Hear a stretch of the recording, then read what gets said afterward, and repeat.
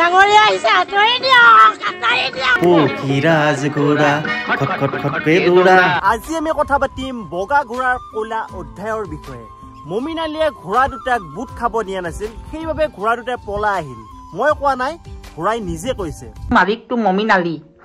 মোক দুদিনৰ কাৰণে খাবলৈ দিয়া নাছিলে এনে মালিকটো বাৰু মনৰ পৰা ভালে মানটো কিন্তু হলো বগা ঘোঁৰা ৰঙা কৰাৰ আগত কোনে জেকেনি লৈ কিনে পথাৰৰ পৰা খেদি আনিছিল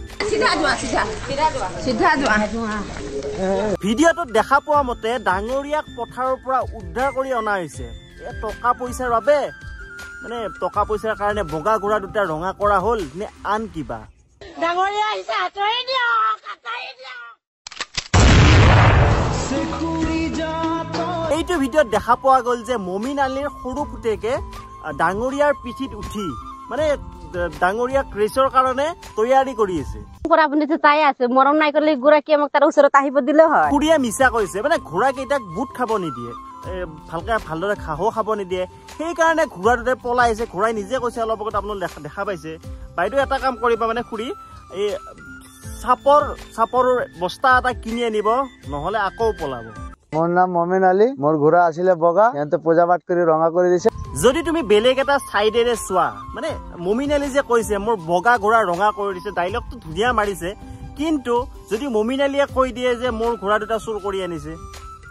গতিকে আমি যেনেকে তেনেকে গম নোপোৱাকৈ কাৰোবাৰ গৰু ছাগলী এনেকুৱা চিষ্টেমত ৰাখিব নালাগে আৰু এইটো ঘোঁৰা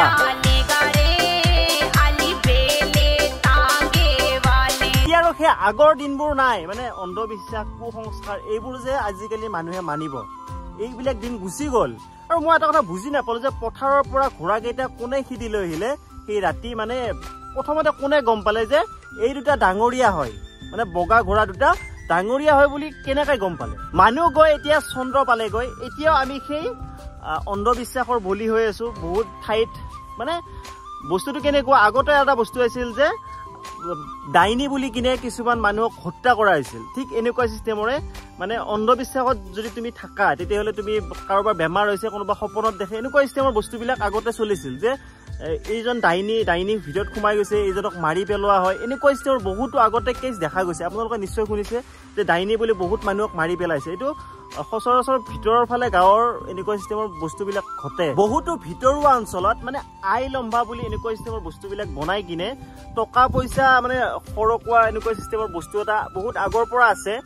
তো যেতিয়ালৈ মানুহে এনেকুৱা অন্ধবিশ্বাসৰ বলি হৈ থাকিব তেতিয়ালৈকে তেওঁলোকৰ বেপাৰবিলাক চলি যাই থাকিব এই চিষ্টেমৰ বস্তুটো আমি নিজে প্ৰাধান্য দিয়া নিচিনা হয় যে আমি যদি বিশ্বাস কৰি লওঁ এইবিলাক বস্তু বিশ্বাস কৰিব নালাগে এই কলিৰ যুগত ভগৱান বাৰুনো কিয় আহিব কওকচোন তাকো ঘোঁৰা হৈ কিনে আৰু ঘোঁৰা হৈ আহিলেই বা মানে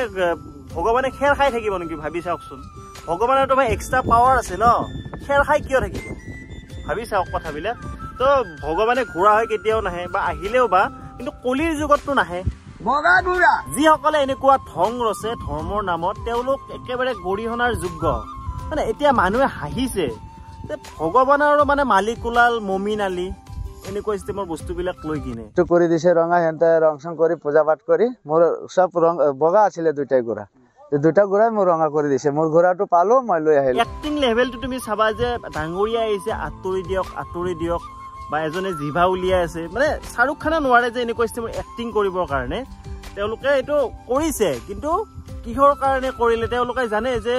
ডাঙৰীয়া নহয় এইজন ঘোঁৰা হয় কিন্তু বেলেগ মানুহক মূৰ্খ বনায় এইবিলাক অন্ধবিশ্বাস কুসংস্কাৰ আমাৰ অসমৰ পৰা আঁতৰ হ'ব লাগে এতিয়া আৰু আধুনিক যুগ আমি আমাৰ নিজৰ গাঁওখন নিজৰ ল'ৰা ছোৱালী কেনেকৈ উন্নতিৰ পথত নিব পাৰোঁ সেইবোৰ কথা চিন্তা কৰিব উচিত সেইবোৰ চিন্তা কৰিব লাগে না কি আমি এনেকুৱা অন্ধবিশ্বাসৰ বলি হ'ব লাগে মানুহে সদায় নিজৰ ল'ৰা ছোৱালী বা আমাৰ গাঁওখন আমাৰ চহৰখন কেনেকৈ আগুৱাই নিব পাৰোঁ এইবোৰ কথা চিন্তা কৰিব লাগে শিক্ষা দীক্ষাৰ ওপৰত অলপমান গুৰুত্ব দিব লাগে তেতিয়াহে আমি অলপ ভাল দিশলৈ গতি কৰিম আৰু এইবিলাক কথা যে মানে তুমি যদি ভাল কাম কৰিছা তুমি নিশ্চয় ভাল ঠাই পাবা আৰু যদি তুমি কাৰোবাৰ পইচা মাৰিছা কাৰোবাৰ হক মাৰিছা এনেকুৱা চিষ্টেমৰ বস্তুবিলাক যদি তুমি কৰা নিশ্চয় নৰকতে যাবা তুমি হাজাৰ পূজা কৰা তাত কোনো তোমাৰ একো নাই গুৱাহাটীত চাবা তুমি যে বাহিৰৰ মানুহবিলাক আহি কিনে তেওঁলোকে কেনেকৈ চিষ্টেমত তাতে কিমান টকা পইচা অৰ্জন কৰি আছে তেওঁলোকৰ ল'ৰা ছোৱালী কেনেকুৱা চিষ্টেমত বসবাস কৰি আছে, কিমান এটা লাক্সাৰী লাইফষ্টাইল জীয়াই আছে, আৰু আমি কি কৰি আছো? এই অন্ধবিশ্বাসৰ বলি হৈ আছো। তো আমি সকলোৱে শিক্ষা দীক্ষাৰ ওপৰত গুৰুত্ব দিব লাগে, না কি এইবিলাক অন্ধবিশ্বাসৰ ওপৰত। হয়তো মোৰ কিবা কওঁতে ইয়াতে ভুল হ'ব পাৰে, গতিকে নিজৰ ল'ৰা বুলি ভাবি কিনে ক্ষমা কৰি দিয়ে যেন। আৰু যদি ভিডিঅ' ভাল লাগিছে লাইক শ্বেয়াৰ কৰি দিবা, আৰু এইটো চেনেল ছাবস্ক্ৰাইব কৰিবা সকলোৱে। ইয়াতে মই এনেকুৱা হিচাপৰ ভিডিঅ'বিলাক দি থাকিম, তো কমেণ্ট কৰিবা এটা সকলোৱে যে ভিডিঅ'টো চাই কেনেকুৱা লাগিল। তো আজিলৈ মানে মালিক আই লাভ ইউ মালিক মমিন ভাই আই লাভ ইউ